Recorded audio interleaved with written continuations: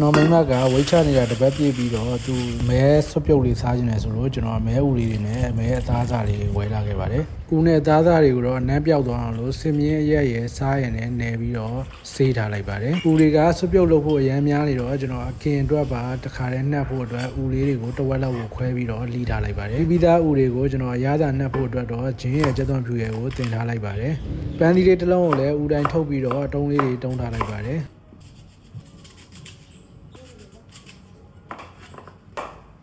ဒီဗီဇာချင်းကြက်သွန်ဖြူနဲ့ပန်းသီးလေးတွေကိုစင်မြင့်ဆန်အရက်နဲ့ကျွန်တော်ထည့်ပြီးတော့တခါတည်းချိန်လိုက်ပါတယ်။ချိန်ပြီးလို့ရလာတဲ့ဟာလေးတွေကိုတော့ကျွန်တော်ဦးထဲမှာထည့်နေဖို့လုပ်ပါတယ်။အချိုရတာတော့ကိုတော့ကျွန်တော်ပြားရည်လေးနဲ့ငယ်ထည့်ပြီးတော့ငရုတ်ကောင်းလေးလည်းဖြူထားလိုက်ပါတယ်။ပြီးရင်တော့ကိုရီးယားပဲငပိအနည်းနဲ့ငရုတ်နှစ်လေးတွေကိုထည့်နေပြီးတော့နှက်ထားလိုက်ပါတယ်။စွပ်ပြုတ်လုပ်ဖို့အတွက်ကိုတော့ကျွန်တော်ဦးတွေကိုသားလို့ဆင်ပြေတဲ့အရွယ်စားလေးတွေကိုလှီးလိုက်ပါတယ်။သားစားလေးတွေကိုလည်းလှီးထားလိုက်ပါတယ်။လှီးပြီးသားဦးနဲ့သားစားလေးတွေကိုတော့ခုနကစင်မြင့်ဆန်အရက်နဲ့ချိန်ထားတဲ့ပန်းသီးတွေကိုထည့်ပြီးတော့ကြက်သွန်နီရဲ့ကြက်သွန်မိတ်ရဲ့တခြား spice လေးတွေထည့်ပြီးတော့ pressure cooker ထဲမှာကျွန်တော်တနားရီလောက်ပြုတ်လိုက်ပါတယ်ကျွန်တော်စင်မြင့်ဆန်ရက်ကိုဘာလို့သုံးတာလဲဆိုတော့သူကအသားတွေကိုပို့ပြီးတော့နူးကြီးစေပါတယ်အမဲသားနဲ့လည်းမရပါတော့ဘဲနဲ့သူ့ရဲ့ဆန်ရက်နဲ့မွှေးမွှေးလေးရတယ်မဲဦးနဲ့အသားလေးတွေနူးသွားပြီဆိုရင်တော့ကျွန်တော်စွပ်ပြုတ်ကိုပြင်ဖို့အတွက်လုပ်ပါတယ်စွပ်ပြုတ်ထဲမှာထည့်ဖို့အတွက်တော့ကျွန်တော်ကြက်သွန်ဖြူရဲ့နန်းနန်းပင်ရဲ့ငရုတ်သီးစိမ်းရဲ့ကြက်သွန်မိတ်ရဲ့ကိုတီးထားလိုက်ပါတယ်ခေါက်ဆွဲလေးကတော့ရင်းနှီးရဘီရူးနဲ့လုပ်ထားတဲ့ခေါက်ဆွဲလေးကိုပြုတ်ပြီးတော့ထည့်လိုက်ပါတယ်ပြီးရင်တော့ခုနက pressure cooker နဲ့ပေါင်းထားတဲ့မဲဦးနဲ့မဲသားစားလေးထည့်ပြီးတော့အပေါ်ကနေနန်း